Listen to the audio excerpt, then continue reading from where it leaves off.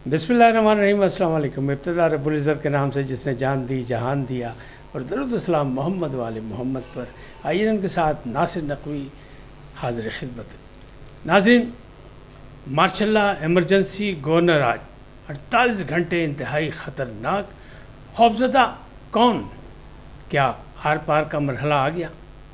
और इमरान नहीं तो कुछ भी नहीं। लश्कर कशी वो जारी है, और उसमें क्रेनें, बुलडोज़र, एम्बुलेंसेस, असला बरदार सब कुछ मौजूद हैं। क्या होने जा रहा है, इन तमाम चीज़ों से आपको आगाह करूंगा। लेकिन पहले आपसे गुजारिश कि आइए इनको सब्सक्राइब करें, लाइक करें और घंटी का बटन दबाना ना भूलें। जी नाज़रीन, पहली बात कि हालात कशीदा हैं, बहुत कशीदा हैं। ताकतवर हल्के हुकूमत संजीदगी से सोच रही है कि ये जो फितना बरपा हुआ है इसका क्या किया जाए। बहुत पहले से इमरान खान और उनकी पार्टी को फितना करार दिया जा रहा था, लेकिन अब जो सूरत हाल है वो ऐसे ही लग रहा है कि 9 मई का बदला लेने के लिए एक बार फिर वो बरसरे पैकार हो गए हैं। और बाकायदा वो जो एक लश्कर कशी हो रही है जो वहाँ से केपीके से पेशावर से जो शुरू हुई है, जिसमें अली अमीन गंडापुर कह रहे थे जो एक गोली मारेगा वो 10 खाएगा, जो एक शेल फेंकेगा उस पर 10 फेंकेंगे। तो वो वाला मसला है रहा, क्योंकि उसमें बाकायदा असला बरदार भी देखे जा सकते हैं। जो फुटेज कहीं से भी किसी को मिली उसमें नज़र आ रहा है कि असला बरदार मौजूद हैं। और दोनों जानिब से अजीब व गरीब यानी खौफ पाया जा रहा है। यानी हुकूमत चाह रही है कि ये यहाँ ना आए डी चौक, और इनको हमेशा के लिए रोक दिया जाए, इनके ख़िलाफ़ कार्रवाई की जाए। तो दूसरी तरफ पीटीआई कहती है कि बस आर या पार। इमरान खान भी कह चुके हैं कि बस कुर्बानी का वक्त आ गया है और आ जाओ, जो डी चौक पहुँचो। गंडापुर भी कह रहे हैं कि अब हम नहीं रुकेंगे, अगर रोकना है तो डायरेक्ट जाके कप्तान से बात करो। इसका मतलब ये है कि वो इस्टेब्लिशमेंट को दावत दे रहे हैं कि कप्तान से रब्ता किया जाए। लेकिन इस्टेब्लिशमेंट अभी भी कोई रब्ता करने को तैयार नहीं है। तमाम इंतज़ामात हुकूमत ने भी किए, यानी दोनों तरफ जो है आग बहुत सख्त लगी हुई है और आग भड़की हुई है। और ये वो चिंगारी है जो अब शोला बन के सामने आ चुकी है, और पूरी कौम परेशान है कि ये क्या हो रहा है।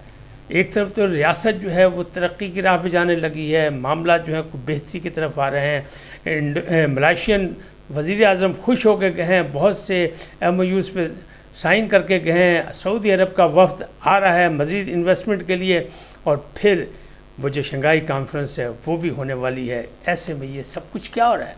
तो फिर माजी में जो ट्रैक रिकॉर्ड है वो पीटीआई का अच्छा नहीं है। वो इसलिए कि जब 2014 में धरना दिया था उस वक्त भी चीनी सदर आ रहे थे और डी चौक में धरना था, और वो वहाँ से नहीं हटे थे। 126 दिन का धरना। तो वो मामला क्या थे, क्या रिज़ल्ट निकला, क्या हुआ था, क्या नहीं हुआ था, वो सब आपके सामने किसी से पोशीदा नहीं है। अब जो मामला हैं वो संजीदगी से हो गए, इसलिए कि दोनों तरफ नादानों की तादाद बहुत है। यानी हर शाख पे उल्लू बैठा है। अंजाम गुलिस्तां क्या होगा? हर शरीफ आदमी, हर पाकिस्तानी मुहिब वतन ये सोच रहा है कि ये हो क्या रहा है, चाहे वो पीटीआई की तरफ से हो रहा है या हुकूमत की तरफ से हो रहा है। क्यों कि पहली बार मोटरवे को खोद दिया गया, यानी खंदकें बना दी गई। तो ऐसी क्या लश्कर कशी है?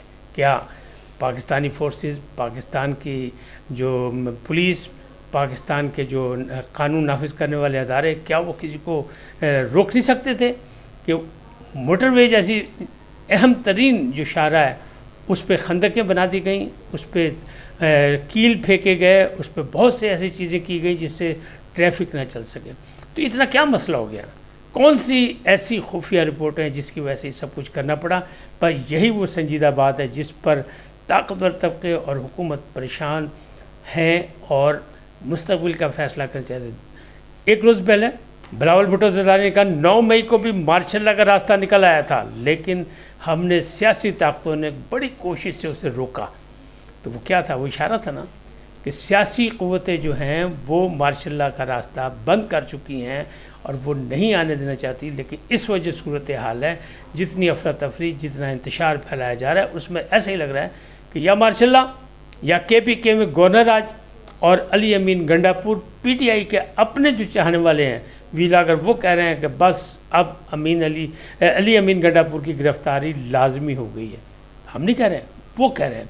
کیوں کہ حالات ایسے ہو گئے، جو معاملات ایسے ہو گئے ہیں، اور جس طرح افراتفری پھیلی ہے، اور پھر اسلام آباد سے جس طرح 62 لوگ 412 میں نے کہا تھا آپ کو گرفتار ہوئے ہیں، تو ان میں 62 لوگ وہ ہیں جو افغانی ہیں، اسلحہ بردار ہیں، جن کے پاس پٹرول بم کا انتظام، اسلحہ بارود موجود تھا، تو وہ پکڑے گئے ہیں۔ تو پھر کیا ہوگا؟ پھر کوئی گھسنے دے گا اسلام آباد میں ڈی چوک پہ؟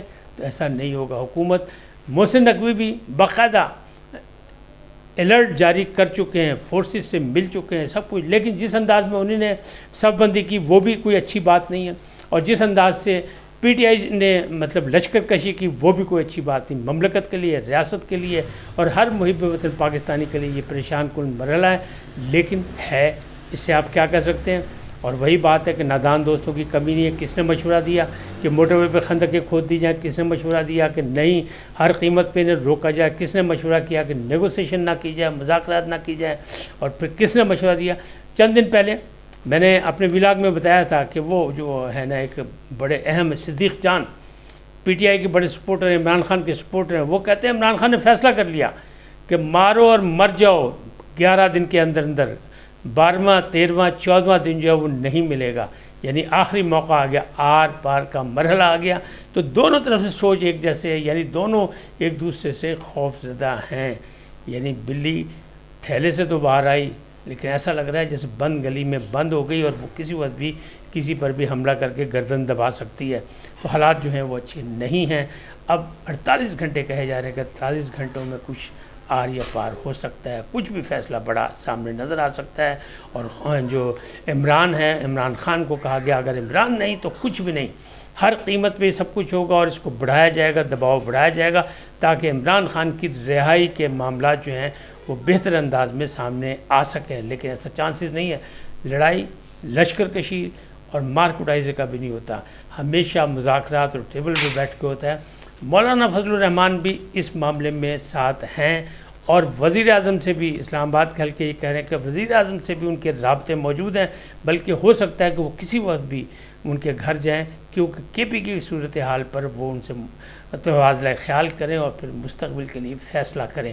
تو یہ سارے معاملات جو بڑے اہم ہیں، لیکن یہ جو لڑائی کا اور تناؤ کا معاملہ ہے یہ کبھی بھی سیاست میں اچھا نہیں ہوتا، کیونکہ سیاست میں آخری بات جو ہوتی ہے وہ وہی ہوتی ہے افہام و تفہیم کی اور مذاکرات کی، لیکن مذاکرات سے بات نکل آئی ہے میدان جنگ پہ۔ اسلام آباد میدان جنگ بنا ہوا ہے، صف بندی ہو چکی ہے دونوں جانب سے، اور وہی نہیں، لاہور کی بھی اپیل کی ہوئی ہے۔ کل جو ہے وہ 5 اکتوبر ہے، عمران خان کی سالگرہ کا دن ہے، اور اس دن انہوں نے کہا مینار پاکستان پر بھی ہر قیمت پر احتجاج کیا جائے۔ پنڈی کے احتجاج نے ان کو حوصلہ دیا، کہ پنڈی کے احتجاج میں باقاعدہ پولیس سے لڑائی ہوئی تھی، یعنی 10 بدس لڑائی ہوئی تھی، دونوں نے پتھراؤ ایک دوسرے میں مارے تھے، مختلف گلیوں سے لوگ نکلے تھے، چاہے وہ ہزاروں لاکھوں کی تعداد میں نہیں تھے، لیکن امن تباہ ہوا تھا پنڈی کا۔ لہٰذا اس کی حوصلہ افزائی سے پی ٹی آئی نے مزید احتجاج مظاہروں کا جو ہے وہ دعویٰ کیا، اور عمران خان نے باقاعدہ حکم دیا، اور اس پر اب یہ سب آمنے سامنے آ چکے ہیں۔ کتنا لشکر ہے، کتنے لوگ ہیں؟ ہزاروں ہیں، لاکھوں ہیں، لیکن لاکھوں نہیں ہوں گے جو حالات ہیں، ہزاروں ہیں۔ اسٹاک ایکسچینج آج بھی ترقی کی طرف ہے، تیزی سے آگے اوپر گئی ہے، لیکن اگر یہ حالات ہوئے تو پھر جناب سارا معاملہ معاشی صورتحال کا پھر ایک بار پٹھا بیٹھ جائے گا۔ تو اس صورتحال میں طاقتور حلقہ یعنی اسٹیبلشمنٹ، حکومت اور سیاستدان، باقی جو اتحادی جماعتیں سب مل کے سوچ رہے ہیں، اور مولانا صاحب سے بھی انہوں نے رابطہ کیا ہوا ہے، اس لیے کہ آئینی ترامیم وہ کہتے ہیں کہ نہیں ہونی چاہیے، فی الحال نہیں ہونی چاہیے، شنگھائی کانفرنس کے بعد کرو، اصل چیز وہی ہے قاضی فائز عیسیٰ کا۔ تو قاضی فائز عیسیٰ کی طرف سے ایک بیان آ چکا ہے، یعنی ان کی طرف سے نہیں، ان کے حوالے سے خبر آ چکی ہے کہ انہوں نے حکومت کو واضح پیغام دے دیا ہے، آئینی عدالت بنے نہ بنے وہ اس کے چیف بننے کو تیار نہیں ہے، نہ ہی وہ ایکسٹینشن لینے کو تیار ہیں۔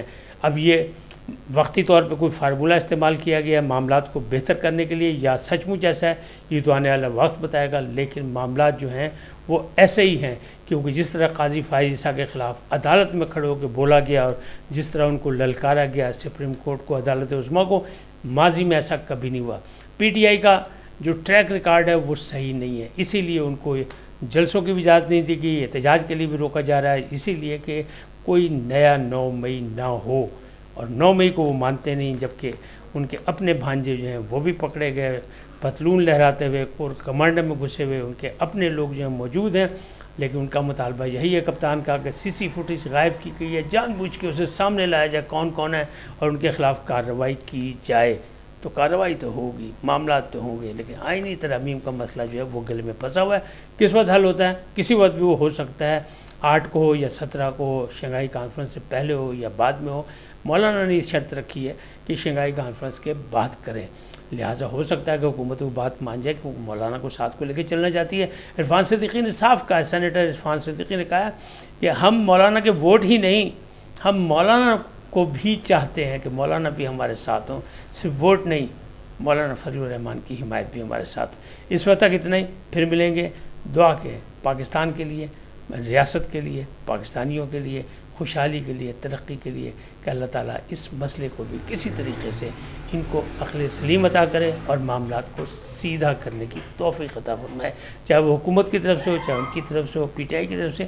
لیکن یہ معاملات جو ہے نازک حالات میں ہیں، 48 گھنٹے پہ نشانی لگ گئی ہے اور یہی کہا جا رہا ہے کہ حالات اتنے خراب ہیں کہ ہو سکتا ہے کہ مارشل لا، ایمرجنسی نہیں تو کم از کم کے پی کے میں گورنر راج۔ اس وقت تک اتنا ہی، پھر ملیں گے نئے موضوع کے ساتھ۔ جاتے جاتے آپ سے درخواست آئی ہے ان کو سبسکرائب کریں، لائک کریں، گھنٹے کا بٹن دبانا نہ بھولیں اور اپنی قیمتی رائے کا اظہار اپنی شخصیت کے مطابق کریں۔ سدا سلامت رہیں، اللہ نگہبان۔